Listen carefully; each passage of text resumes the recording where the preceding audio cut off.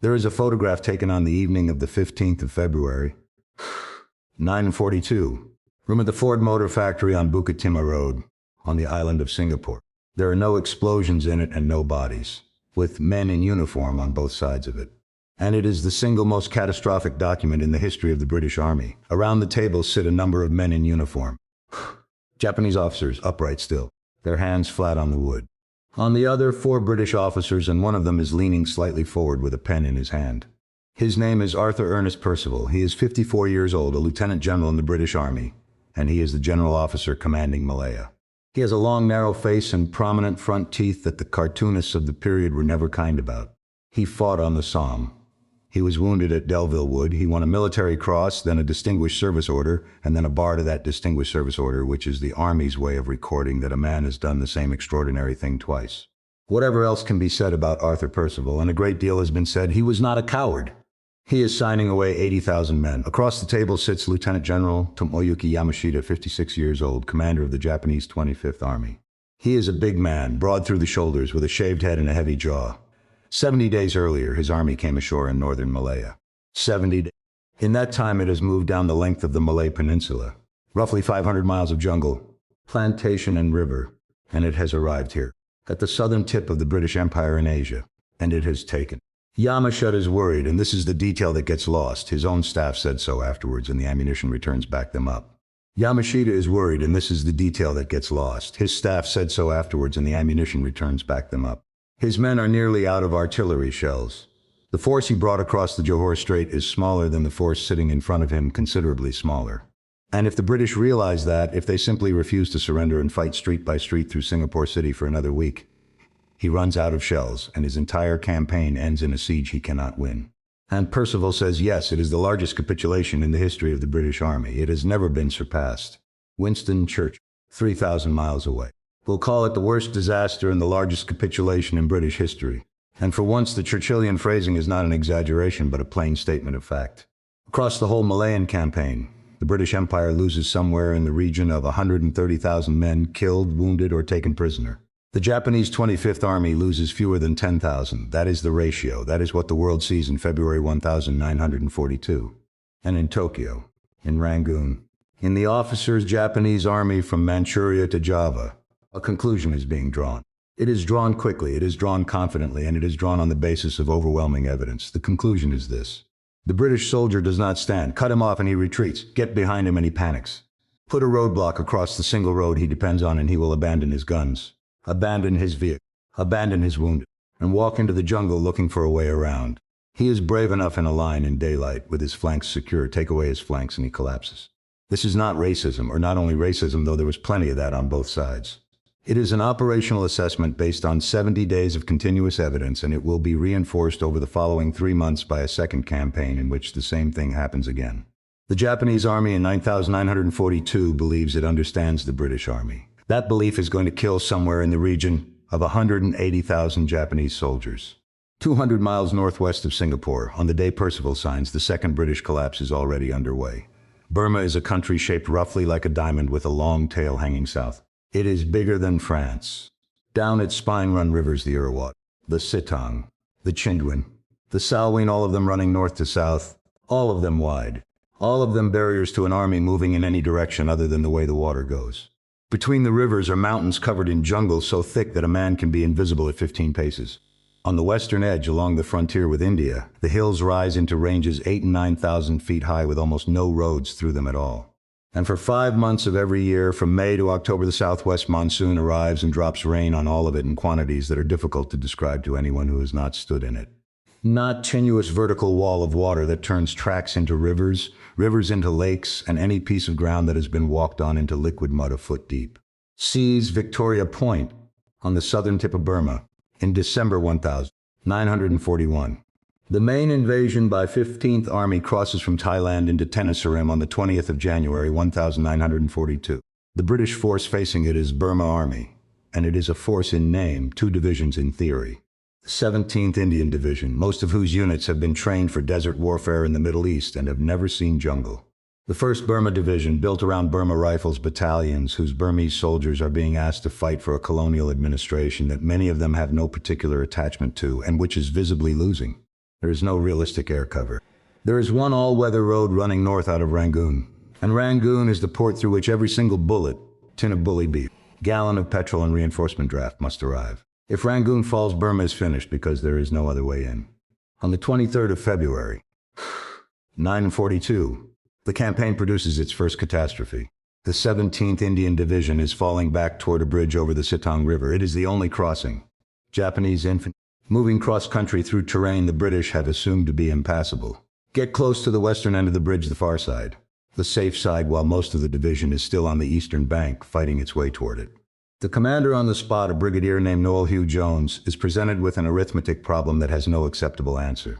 If the Japanese take the bridge intact, they have an open road to Rangoon, and Burma falls in a fortnight. If he blows the bridge, he saves Rangoon for a while and strands 2 of his 3 brigades on the wrong side of a river some 500 yards wide, running fast with the tide. At 5:30 in the morning, he gives engineers fire the charges. The center spans drop into the water. What follows is the thing the survivors would talk about for the rest of their lives, when they talked about it at all. Thousands of men on the eastern bank, in darkness and confusion, hearing the explosion and understanding immediately what it meant.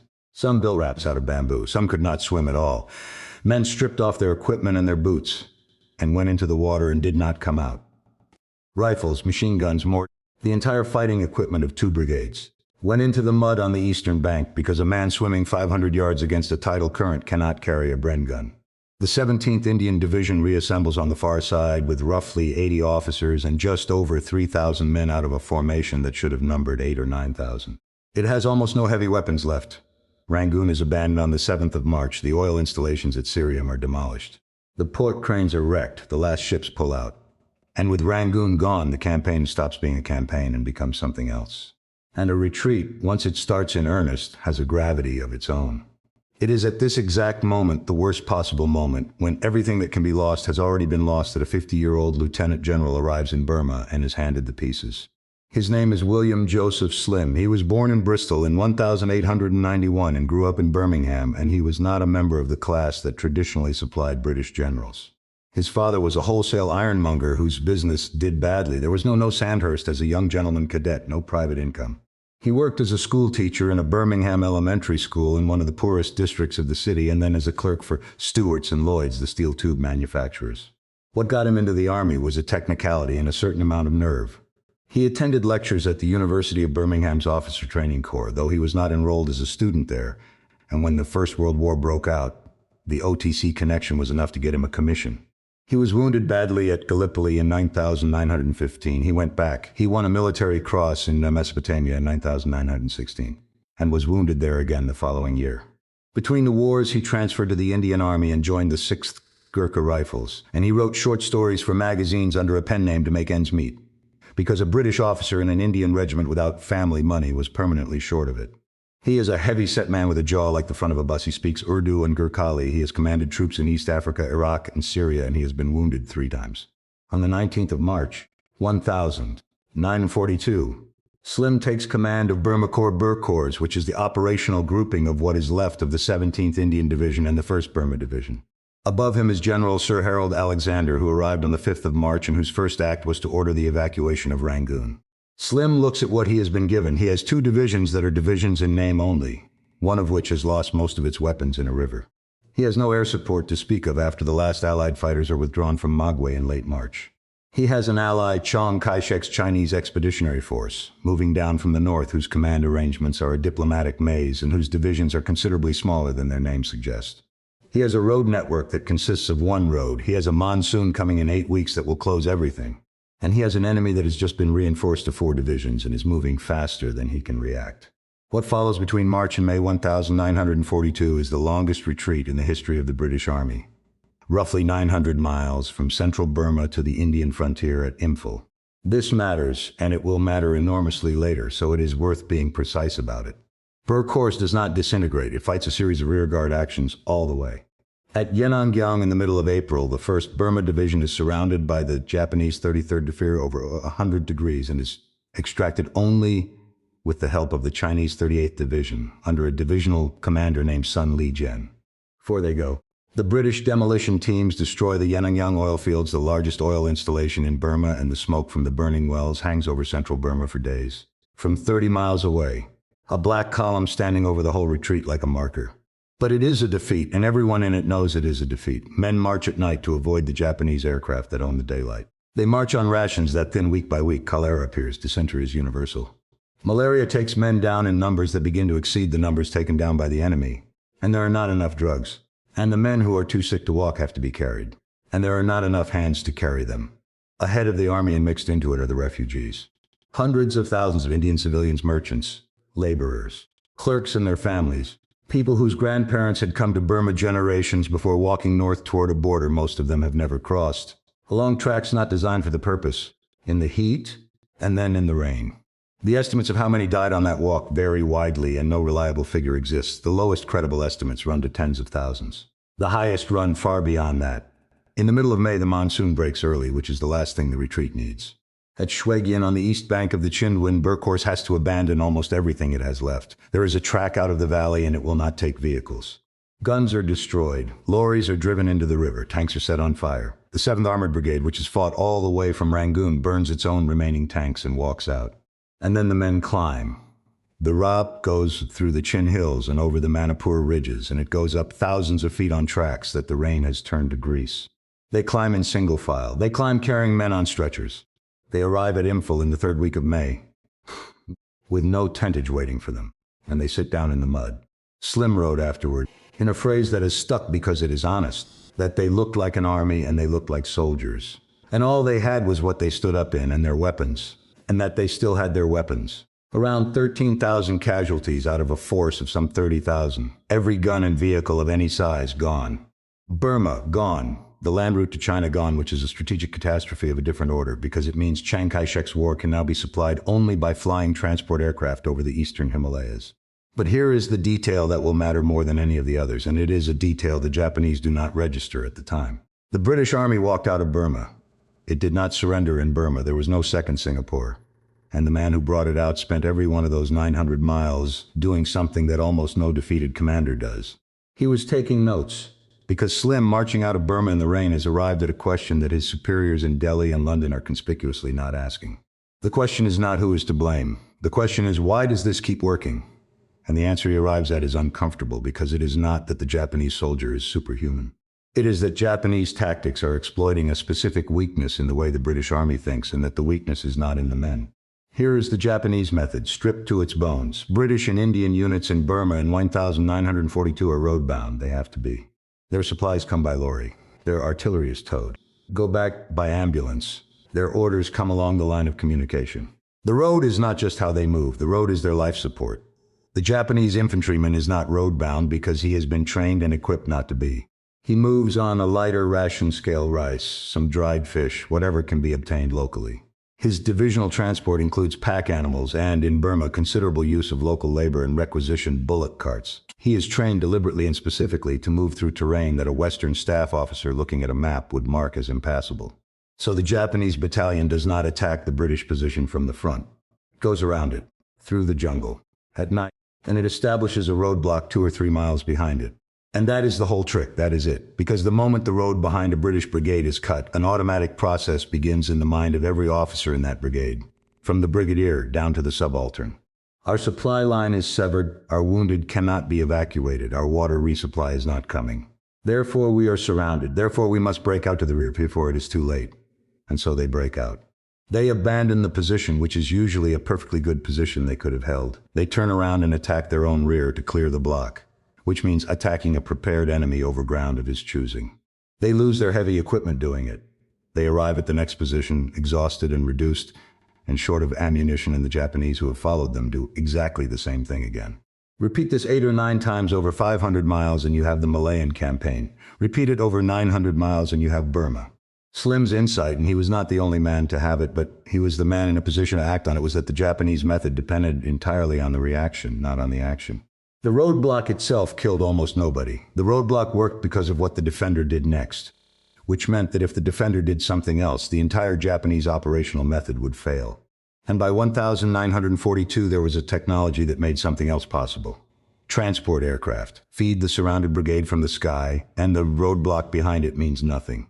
Worse than nothing, because the men who built that roadblock marched in light, expecting to eat British rations by the end of the week. Reverse the encirclement. Let them surround you. Make the encirclement the trap. It is one of those ideas that sounds obvious the moment it is said and is fantastically difficult to implement because it requires four things simultaneously. It requires enough transport aircraft, which in 1942 do not exist in the theater. Air superiority, at least air parity, which in 1942 does not exist either. It requires an army disciplined enough to sit still while enemy troops move behind it, which is a psychological demand, not a technical one. And most of all, it requires the soldiers to believe the aircraft will actually come. The last is the hardest. You cannot order a man to believe something.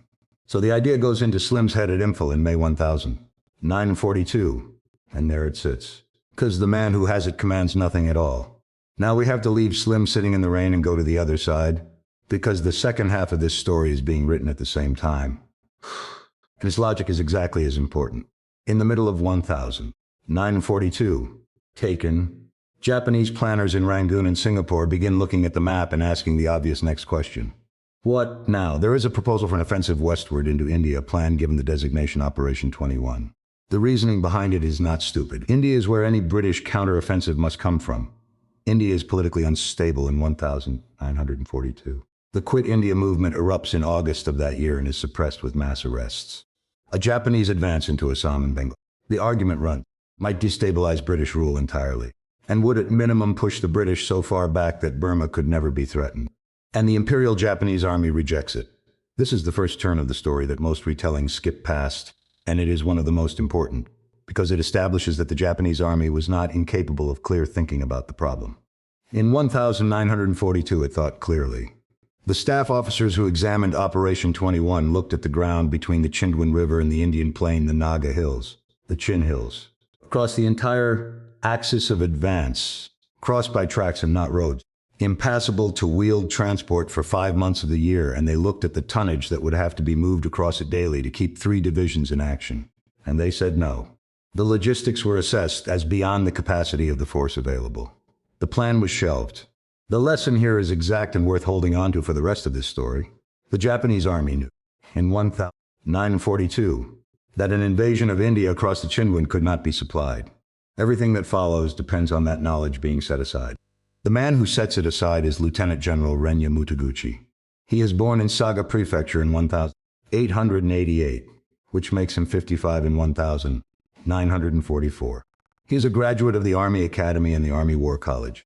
He is short, moustache, to strong opinions loudly held, and he has a particular kind of reputation in the Japanese officer corps, a man of fighting spirit, who attacks, a man whose confidence does not fluctuate. He also has a personal claim on the war itself. On the night of the 7th of July, 1937, Mutaguchi was the colonel commanding the Japanese regiment at the Marco Polo Bridge outside Peking when the shooting started that opened the war with China. Whatever the exact sequence of events that night, and it is still argued over, Mutaguchi was the officer on the spot who chose escalation, and he knew it, and he regarded the war that followed as in some sense his war. In Malaya, he commanded the 18th Division, and he was wounded in the fighting there, and then his division was moved to Burma. In March 1943, he is appointed to command the 15th Army in Burma, the army responsible for the entire Central Front facing India across the Chindwin. And here is the strange part. The part that makes the man genuinely difficult to write about honestly.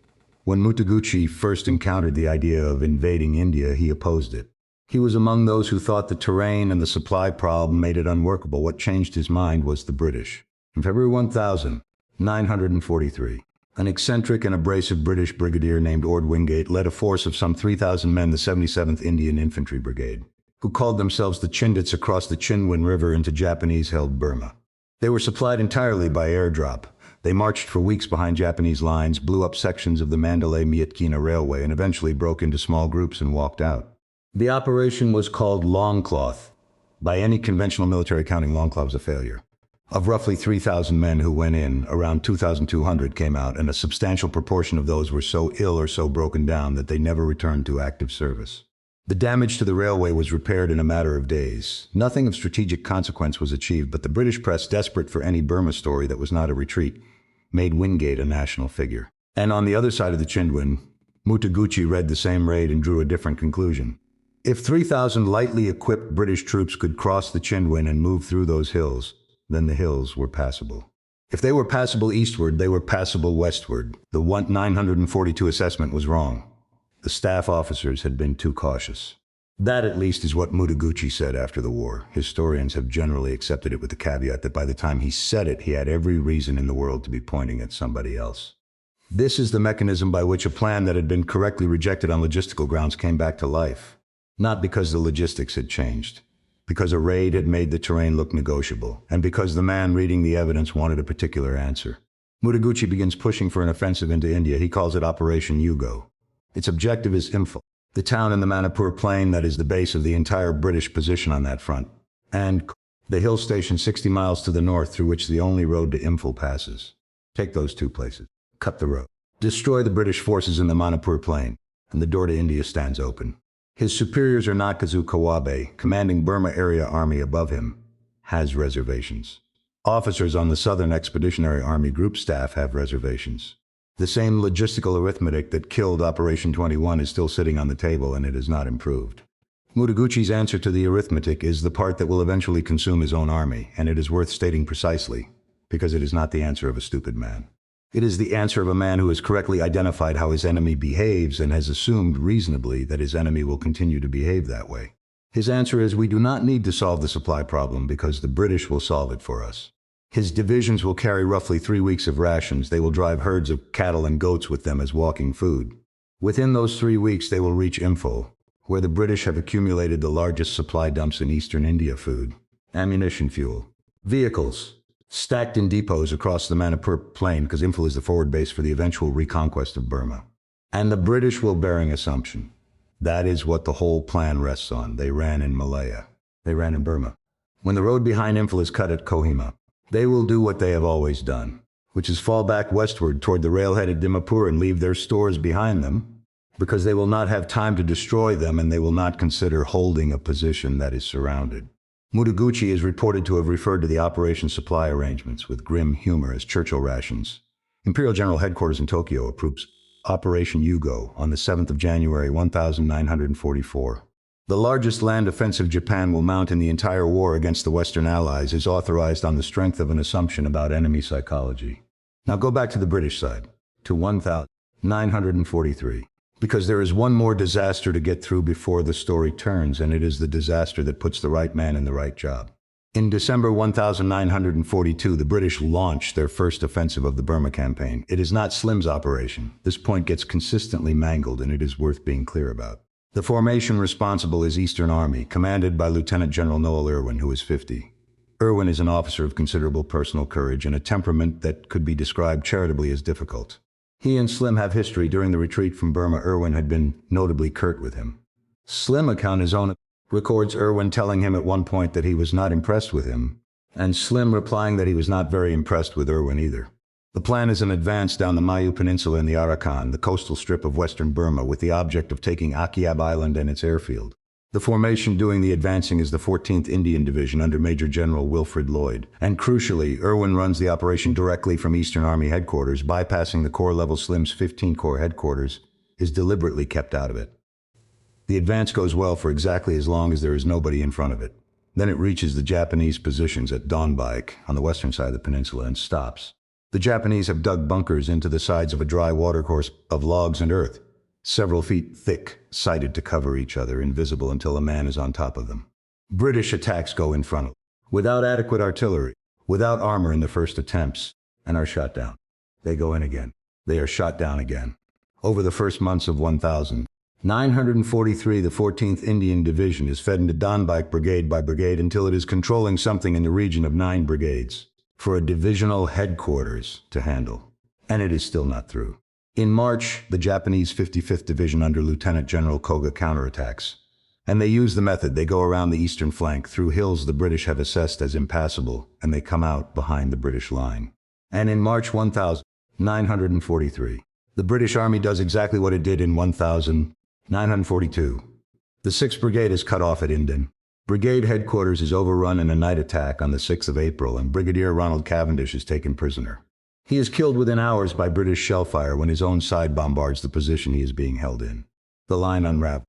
By May, the British are back where they started in December, having taken around 5,000 casualties, and the monsoon closes the campaign. Slim's 15-Corps headquarters is finally brought in during April to try to salvage it, which means Slim inherits the wreck at the point where nothing can be done with it.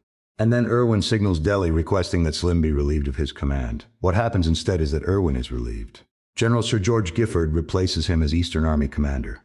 And Irwin, to his considerable credit, sends Slim a signal, one of the few genuinely funny things in the history of the Burma campaign. He tells Slim that he had been sacked, and that the only consolation he can offer is that it is not Slim who has been sacked. Slim keeps his job, more than keeps it. On the 15th of October, 1943, a new army is formed for the Burma front, and William Slim, 52, is appointed to command it. It is designated the 14th Army. By the time it is at full strength, it will be the largest army the British Commonwealth fields anywhere in the Second World War, close to 1 million men at its peak. And most of the men in it are not British. Remember that. It is going to matter more than anything else in this story, and not in the way you would expect. They will name themselves Affection, the Forgotten Army, because the newspapers are full of North Africa, and then Sicily, and then Italy, and then, in the summer of 1944, is a paragraph on page 5, if it appears at all. Slim takes command of a force that in 20 months has lost Burma, lost the Arakan, and been beaten every single time it has met the Japanese army in the field. And somewhere on the other side of the Chindits River, a 55-year-old Japanese general is finally built on the certainty that this will continue. Both men are right about something. Mutaguchi is right that the British army in Burma has always broken when it is encircled. Slim is right that this is a habit and not a law of nature. Only one of them has 12 months to do anything about it. The dry season, the campaigning season, the only months in which large formations can move in Burma at all, runs from November to May. Whatever Slim is going to change, he has to change it before then, and he has to change it in an army that has been beaten so consistently that its own soldiers have stopped expecting anything else. The two of them are, without knowing it, about to run the same experiment from opposite ends. One is about to find out whether an army can be taught to stand still. The other is about to find out what happens if it does. There is a story about Slim in the autumn of 1943 that historians of the campaign keep returning to because it is small and unglamorous, and it explains more about what happened at Kohima than any account of a battle can. He is touring the medical arrangements of his new army. He has the sick returns in front of him, and the sick returns are a death sentence written in ink. For every man being evacuated to India with a bullet wound, roughly 120 are going back sick. Malaria above all, then dysentery, which in the Assam hills killed a substantial share of the men who caught it and for which there was no reliable treatment. An army does not need to be defeated in battle if it is losing that many men to mosquitoes. It simply evaporates. There is a drug. It is called mepicrine. The American suppresses malaria if a man takes it every single day without fail. The trouble is that it turns the skin a dull, tastes bitter. And there is a rumor running through every army in the tropics in 1943 that it makes a man impotent. Soldiers were throwing it away. Officers were not checking. So Slim does something that has nothing to do with medicine and everything to do with command. He orders surprise blood tests, random units, no warning. And he issues an order stating that if any unit's mepicrine discipline is found to be below standard, the commanding officer of that unit will be relieved. He relieves 3 battalion commanders. That is the whole story. 3 men sacked not for losing a battle, but for not making their soldiers swallow a pill. Word went through the 14th Army in about a week, the way that kind of word always does. And within a matter of months, the malaria rate in his forward divisions had fallen by something in the order of 95%. Think about what that actually means. Not as a statistic. As divisions that had been bleeding away 300 and 400 men a week to fever were suddenly keeping them. When the fighting came in 1944, the battalions that met the Japanese army were at strengths that no British formation in Burma had held in 2 years. Slim did not out General Mutaguchi with the mepicrine order. He outlasted him. And in Burma, lasting was the whole game. He built forward treatment 2 malaria forward treatment units, sited close behind the fighting line, so that a man who went down with fever was treated where he was and returned to his battalion in days rather than being put on a train to Bengal and lost to his unit for 6 months. Sounds like administration. It was administration. It was also the difference between an army that exists and an army that does not. The second thing he changed was harder, because you cannot order it. He had to change what his soldiers believed. Not on parade grounds. He went out to units in the field. And he stood on the bonnet of a jeep or a ration box and he talked to them, and he did it hundreds of times over that year. Men who were there described the same thing afterwards, over and over, that he did not sound like a general. He sounded like a man explaining a problem to people he expected to help solve it. What he told them had 3 parts, and they were all uncomfortable. First part, the Japanese soldier is very good, not a fanatic to be sneered at, not a jungle Superman to be feared. A well-trained, tough, disciplined professional who has beaten us fairly and repeatedly. And any officer who tells you otherwise is going to get you killed. The second part, we have been beaten because we have been fighting the wrong way, and that is a thing that can be fixed. The third part is the one that landed, and it landed because it was so specific that a man could hold on to it in the dark. If the Japanese cut the road behind you, you are not surrounded. Stay where you are. Fight where you stand. The supplies will come by air, and when they have exhausted themselves attacking you, we will counterattack and it will be their turn. Every word of that was a promise, and every man hearing it had 2 years of evidence that promises from British headquarters in Burma were not worth much. So Slim had to make it true before he could make it believed. He had to change what an encircled British position physically was. That meant 3 practical things, and this is where the rebuilding stops being inspirational and starts being engineering. Air supply. By late 1943, the theater was beginning to receive Dakotas the C-47, DC-3, with no armament and an extraordinary tolerance for being flown appalling weather by exhausted men. Slim's staff worked out the tonnages, the drop zone, the pack, the parachute recovery, the whole unglamorous science of throwing a division's daily needs out of the side door of an aeroplane onto a patch of hillside the size of a football pitch. And they trained the ground troops to receive it, which is a skill air superiority. Without it, transport aircraft are simply targets. Over the winter of 1943 and into 1944, the USAF, flying Spitfires and Hurricanes and later Thunderbolts, ground down Japanese air strength over the Assam and Arakan fronts. This is one of the least discussed elements of the campaign, and it is close to decisive. By spring 1944, Japanese aircraft of the battlefield were an occasional nuisance rather than a daily fact of life. And the box. That was the tactical answer to the roadblock, and it was almost absurdly simple. If a Japanese force gets behind you, you do not turn around and fight your way out. You form an all-round defensive perimeter or box with your artillery inside it, your supplies inside it, your wounded inside it, and you sit in it. Every man in the box fights, including the ones who are not infantry, cooks, drivers, clerks, signalmen, mule handlers. There is no rear area inside a box because a box has no rear. And you wait because the enemy who has just encircled you came in light, carrying days of food, expecting to capture yours. Slim also, in that year, one more piece of luck that was not luck at all, but the product of a great deal of quiet work. He began to know what the Japanese were going to do. Wireless intercept and traffic analysis in the theater had improved substantially. Patrol activity across the Chindits increased. Prisoners, though always scarce against an enemy who rarely surrendered, produced material. Through the early months of 1944, an outline began to assemble at 14th Army headquarters. Something big was coming. It was coming in the Arakan first, and then that knowledge was worth more than a division. It allowed Slim to plan for the offensive he expected rather than react to the one that arrived. But knowledge is not belief, and belief was still the missing item. The 14th Army in early 1944 had been retrained, dosed, and told a great many encouraging things. It had not yet stood. The Japanese gave it the chance in February. Operation Hago opened in the Arakan on the 4th of February 1944. In Japanese planning terms, a supporting attack designed to pull British reserves south into the coastal strip so that they would not be available in the Manipur Plain when Mutaguchi's main offensive went in a month later. The Japanese 55th Division did what the Japanese 55th Division had done to the same British formations in the same place a year earlier.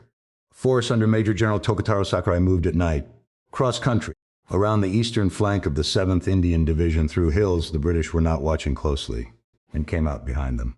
On the morning of the 7th of February, they overran the headquarters of the 7th Indian Division at Laungchaung. Read that again, because in 1942 or 1943, that sentence would have been the end of the story. A divisional headquarters gone. The general commanding, Frank Messervy, 50, forced out of his own command post in his pajamas, escaping across country with his staff. The division decapitated, cut, the formula executing exactly as designed. Messervy is a useful man to know in this story.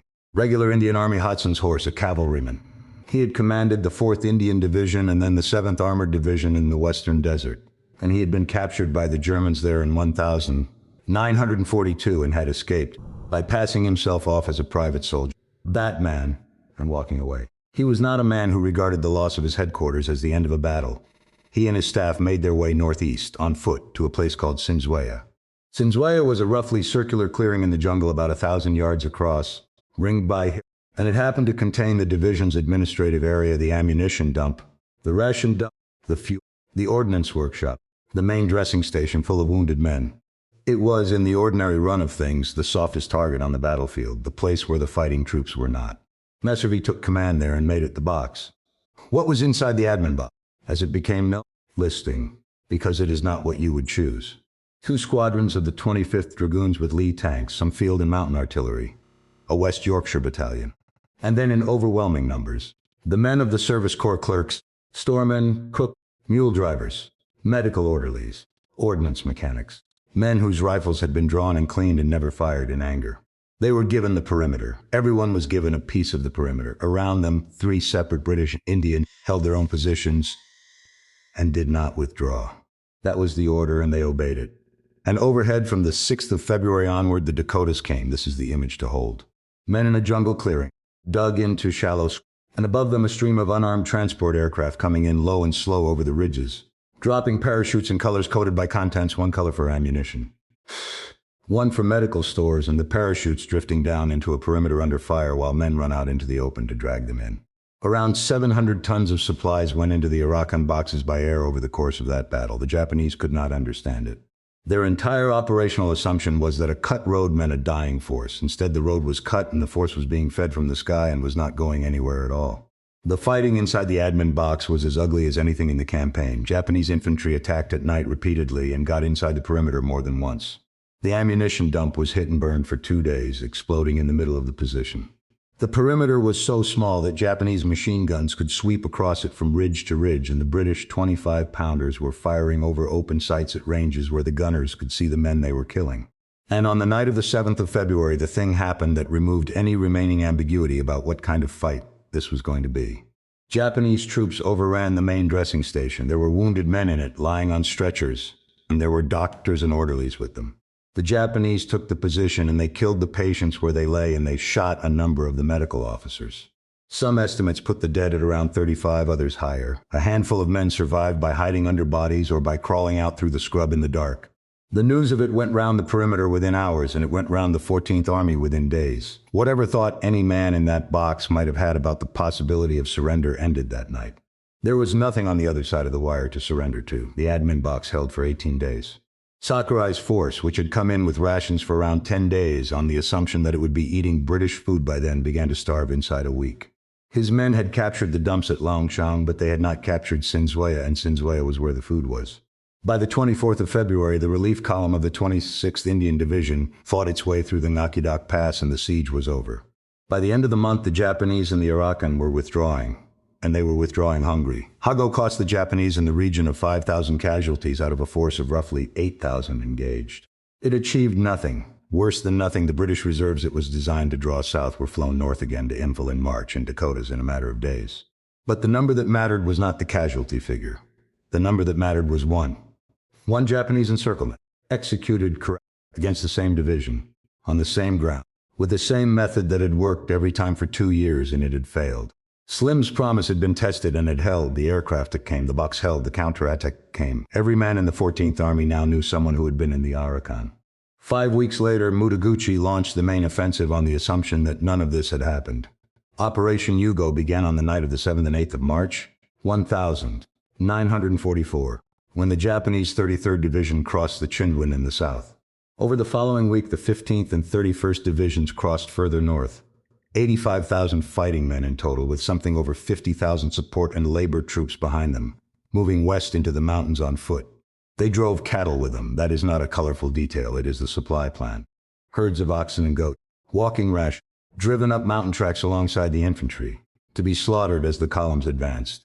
A significant number of the animals fell off the tracks or died before they could be eaten. Each man carried on average around 3 weeks of food. 3 weeks. That was the entire margin. Mutaguchi split his force into 3 thrusts. The 33rd Division under Lieutenant General Motoso Yanagita would come up from the south to cut the Tidim Road and destroy the 17th Indian Division. The 15th Division under Lieutenant General Masafumi Yamauchi would strike the Imphal Plain from the northeast. And the 31st Division under Lieutenant General Kotoku Sato, 51, would march northwest, seize Kohima, and cut the single road running from the railhead at Dimapur down Imphal. Kohima was the throat of the whole British position, one road. Take Kohima and Imphal is severed from India. Sato's orders were to take Kohima and hold it. That was all. Mutaguchi expected it to take him a matter of days. There was already something wrong between those two men, and it is going to matter enormously, so it is worth naming now. Sato Kotoku and Mutaguchi Renya belonged to opposite factions in the pre-war Japanese army. Sato to the Imperial Way faction, Mutaguchi to the Control faction. Sato's careers had been shaped by that Taguchi. Sato had opposed the entire concept of Yugo. He is recorded as telling his divisional officers, before they crossed the Chindwin, that the plan would fail and that they would be starved to death in the mountains. He then marched his division over those mountains anyway because he was a professional officer of the Imperial Japanese Army and he had been given an order. Remember that he said it. In 10 weeks, it is going to matter more than anything else in this story. Slim's intelligence had told him an offensive was coming. What Slim got wrong, and he wrote afterwards without any attempt to dress it up that he got it wrong, was the scale of the northern thrust. He expected a regiment at Kohima, perhaps a reinforced regiment, something in the order of 3,000 or 4,000 men, because the logistical assessment on the British side said that the Naga Hills could not support more than that. Sato came with 15,000. The British had made the same terrain calculation the Japanese staff had made in 1,942 and had reached the same answer. And Sato was in the process of demonstrating that the answer was wrong, that a Japanese division could in fact be pushed across those mountains, if you were willing to accept that it might not be able to get back. The other thing Slim got wrong was timing. The 17th Indian Division on the Tiddim Road, far to the south, was ordered back to the Imphal Plain later than it should have been, and it had to fight its way through Japanese roadblocks for 2 weeks to get there. It very nearly did not. Imphal itself was closed off by the end of March. Around 150,000 men, the fighting troops of 4th Corps under Lieutenant General Jeffrey Scoons, 50, plus the enormous administrative tail of a forward base, were surrounded in the Manipur Plain. And Slim, having been surprised, made the decision that defined him. He did not order a withdrawal to protect the road. He accepted being encircled, ordered it supplied entirely by air, and set about the business of feeding it. The Imphal ran from April to June. Transport aircraft were pulled from other commands, including, controversially, from the hump route supplying China. Something in the region of 19,000 tons of supplies and 12,000 reinforcement casualties. And a large number of non-combatants came out. That Taguchi's plan required the British at Imphal to run.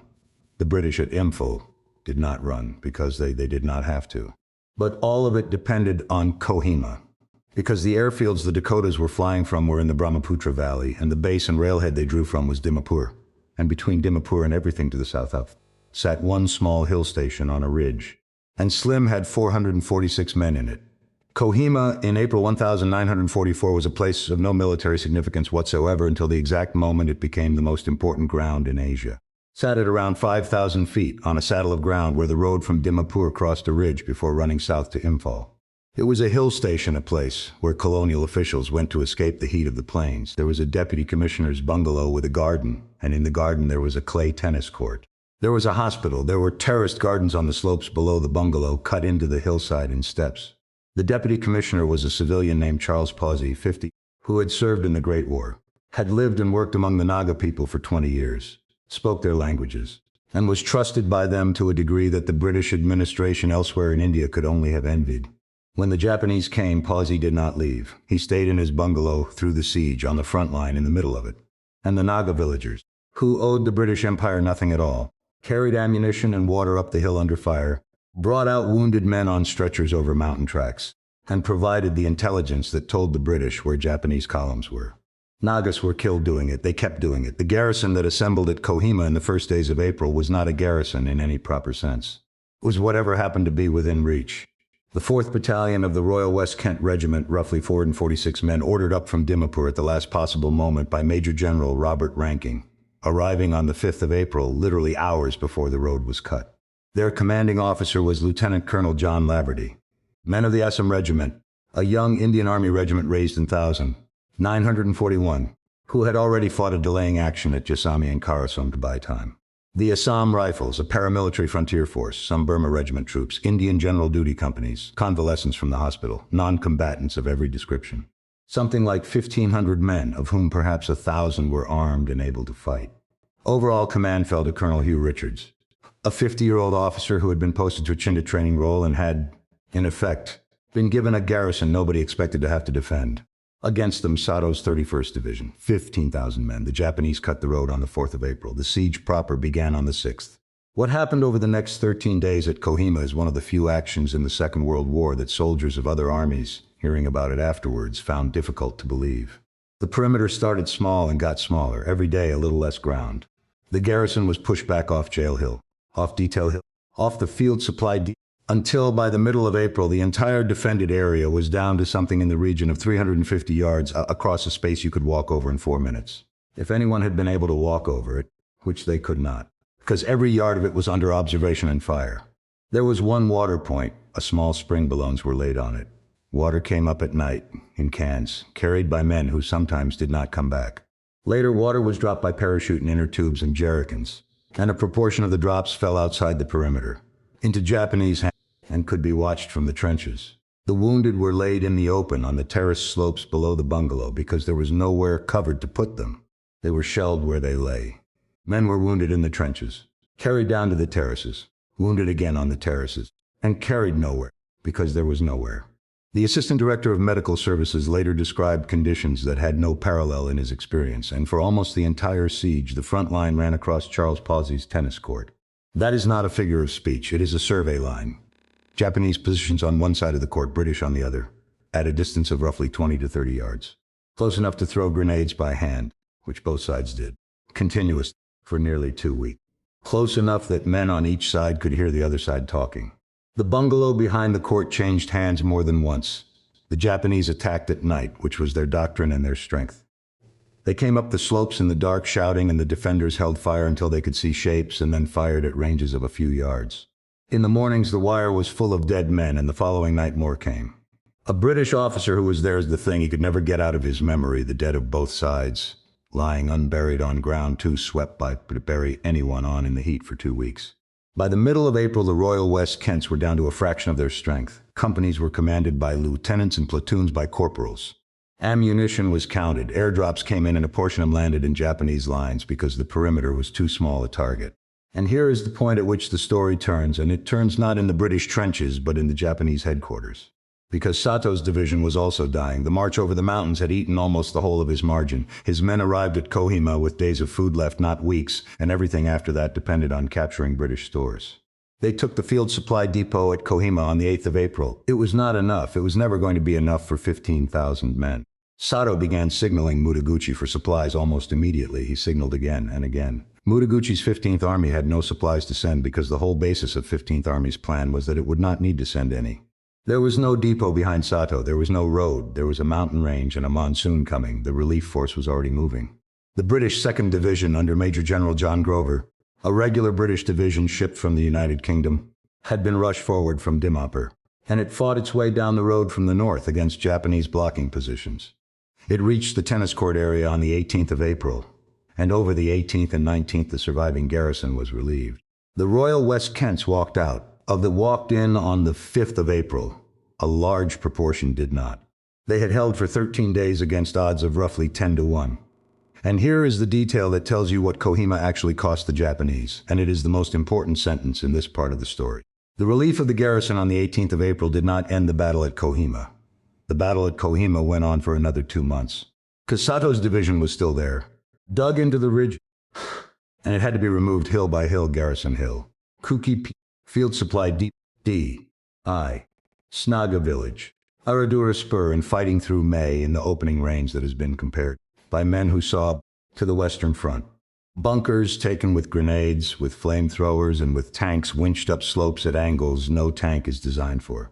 The tennis court itself was finally cleared on the 13th of May, when an M3 Medium 49th Regiment, Royal Armored Corps, was winched up onto the court and fired into the Japanese bunkers at point-blank range. 2 months for a hill station with a tennis court on it. And through all of it, Sato kept signaling, and Mutaguchi kept ordering him to attack, and nothing came. The men of the 31st Division were eating grass and lizards. They were dying of dysentery in their bunkers. They had no artillery ammunition worth speaking of. Sato's medical officers were reporting that a large proportion of the division was no longer fit to fight. Somewhere in the second half of May, the tone of Sato's signals to 15th Army changed. They stopped being requests. What he did next, no Japanese divisional commander was supposed to be capable of doing. There is a moment in every campaign where the fighting stops deciding the outcome and something else takes over. At Kohima, that moment came in the last week of May 1944. And it did not happen in a trench. It happened in a signals tent in the hills east of the ridge between two Japanese generals who had hated each other since before the war began. Kotoku Sato, 51 years old, commanding the 31st Division of the Imperial Japanese Army, had been asking for food for 7 weeks. He had asked politely at first, in the correct form through the correct channels. Then he had asked directly. Then he had begun sending signals that no divisional commander in the Japanese army sent to his army commander because they were not requests anymore.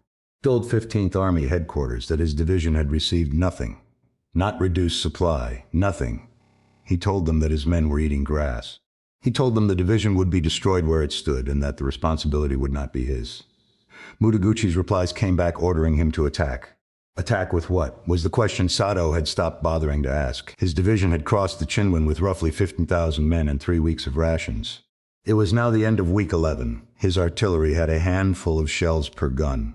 And the tracks behind him, the tracks he had come in on, the ones no wheeled vehicle had ever used, were dissolving into mud and running water. His medical officers were reporting men dying in their bunkers of dysentery and starvation without a shot fired at them. And in front of him, grinding forward hill by hill, was the British 2nd Division and the 7th Indian Division and the 33rd Indian Brigade, with artillery that never seemed to run out, with aircraft overhead every day that cloud allowed. On the 25th of May, Sato signaled 15th Army that unless supplies arrived, he would withdraw his division to a position where he could feed it. He was not asking permission, he was giving notice. Mutaguchi refused. Categorically, Kohima was to be held.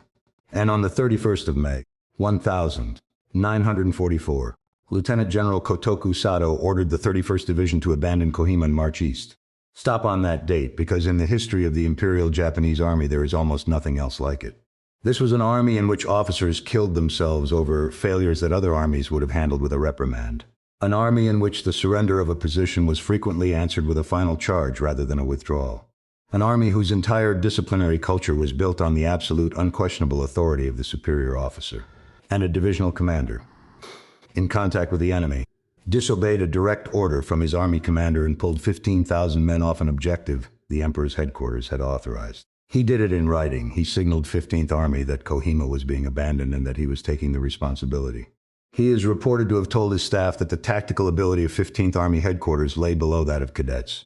There is no version of this in which Sato is a hero. He was a commander in an army of occupation in a war of aggression whose division had killed a great many men who had done nothing to it.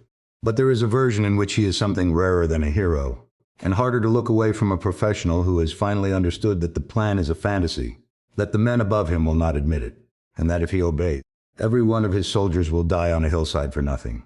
He chose his division over his career and over the entire apparatus of obedience that had made him. The 31st Division began walking east on the 1st of June. Mutaguchi's response was to relieve Sato of command and to begin the process of having him court-martialed, and this is the second turn, and it is the one that says more about the state of the Japanese army in Burma than any casualty figure. The court-martial never happened. It was quietly abandoned, because a court-martial is a proceeding with evidence and testimony, and Sato had made it extremely clear that his defense would consist of one argument, that 15th Army had sent an army into the mountains of Assam with 3 weeks of food and no means of resupplying it, on the assumption that the British would run away, and that when the British did not run away, 15th Army had ordered its divisions to starve in place rather than admit the plan had failed. That defense would have been made under oath on the record with the supply returns attached, so instead of trying him, the army declared that Sato was mentally unfit, that he had suffered a breakdown, that the whole affair was a medical matter rather than a command matter. He was never given another command. He never accepted the finding, insisting he had been sane and correct, and the record indicates he was both. Think about what it means that an army would rather label a general insane than let him explain himself in open court. That is not a defeat on a battlefield. That is an institution that knows it has done something it cannot defend and is protecting itself from its own paperwork. By the beginning of June, all 3 of Mutaguchi's divisional commanders were gone or going. Lieutenant General Motoso Yanagita of the 33rd Division in the south had been in open conflict with Mutaguchi for weeks over the pace of his advance and the state of his men. He was relieved in May. Lieutenant General Masafumi Yamuchi Division, northeast of Imphal, was dying of tuberculosis while commanding in the field. He was relieved in June. He died in August, and Sato was gone. 3 divisions, 3 commanders removed in a matter of weeks by an army commander who could not accept that the problem was the plan. Mutaguchi himself was still insisting on the offensive into the 3rd week of June, still ordering attacks on Imphal by formations that were down to a fraction of their strength and had no ammunition to attack with. The road to Imphal was reopened on the 22nd of June, 1944, when troops advancing south from Kohima met troops pushing north from the Imphal plain at milestone 109. The road had been closed since the end of March, 85 days, and for every one of them, Imphal had been fed from the air. On the 3rd of July, Imperial General Headquarters formally canceled Operation Hugo, and then the retreat began, and the retreat was worse than the battle. There is a phrase the survivors used, and it is not a phrase invented by a British propagandist or a documentary narrator. It is what the Japanese soldiers called the track themselves, Hakotsu Kaido, the Road of Bones. It ran east from the Assam hills down to the Chindits through mountains in the height of the monsoon. The men walking it had been on starvation rations for months before they started. They had dysentery, beriberi, and tropical ulcers that would not close in the wet. Many had no way their rifles because they could not carry them. The rain did not stop, not for hours, for weeks. Tracks became rivers. Men who sat down to rest did not get up. Men who fell in the mud sometimes could not be pulled out of it by comrades who had no strength left to pull. The wounded and the sick who could not walk were left. That is the plain fact of it. In some cases, they were left with a grenade.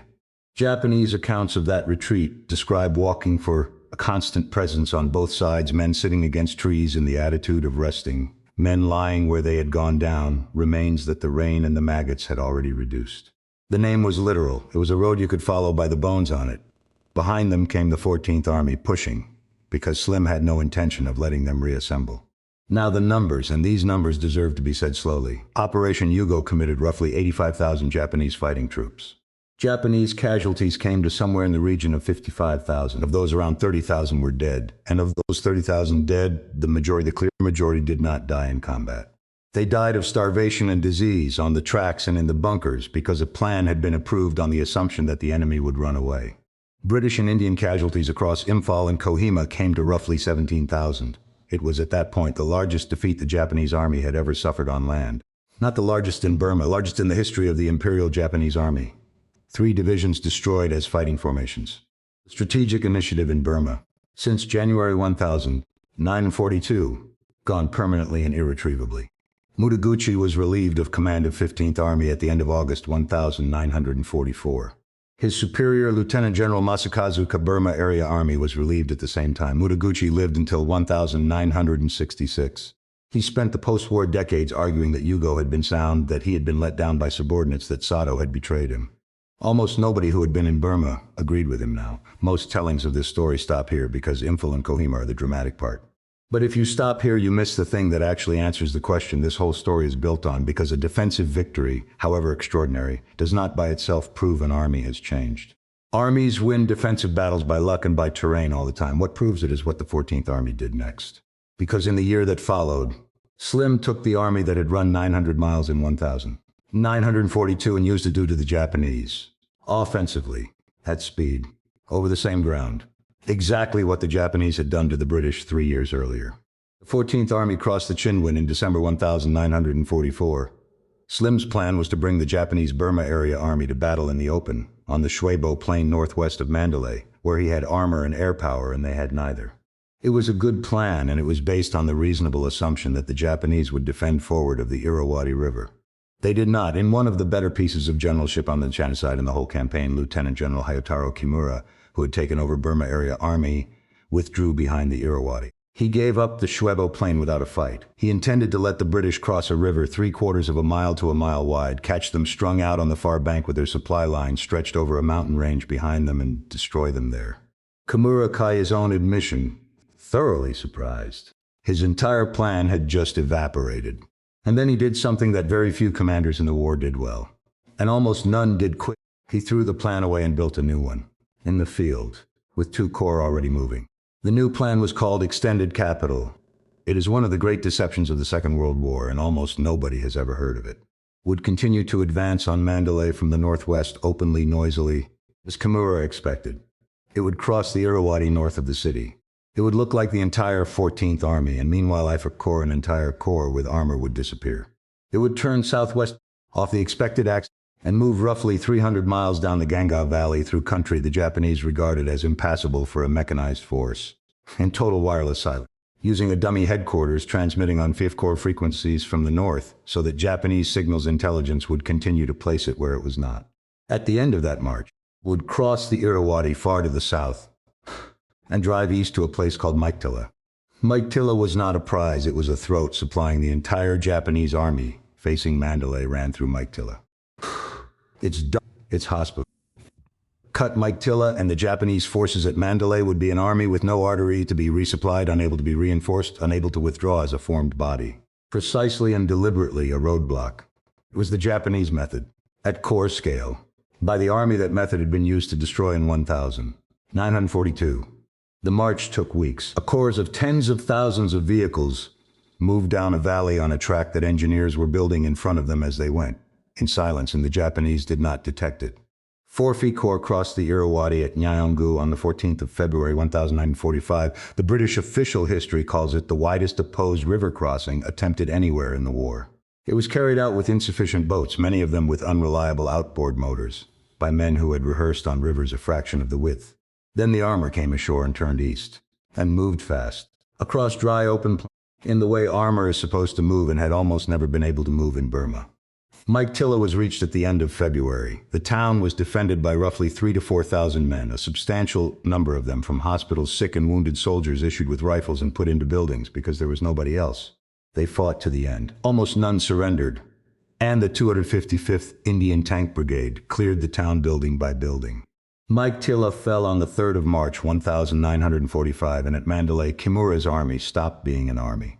Kimura understood the disaster immediately and threw everything he could scrape together into recapturing Meiktila through most of March. The counterattacks failed. They failed in part because the Japanese formations attacking Meiktila were themselves being supplied through Meiktila. Mandalay was taken on the 20th of March 1945, when the Gurkhas and the Royal Berkshires and the men of the 19th Indian Division finished clearing Fort Dufferin and Mandalay Hill. Everything after that was pursuit. The 14th Army now had to reach Rangoon, 400 miles south, before the monsoon broke in May, because once the rains came, the roads would close, and an army halted in the rains in central Burma with a long air supply line would be in serious difficulty. They covered the distance in about 6 weeks. Armored columns running down the road in railway corridors, bypassing resistance, refueling from airdrops, moving at a pace that would have been respectable in France.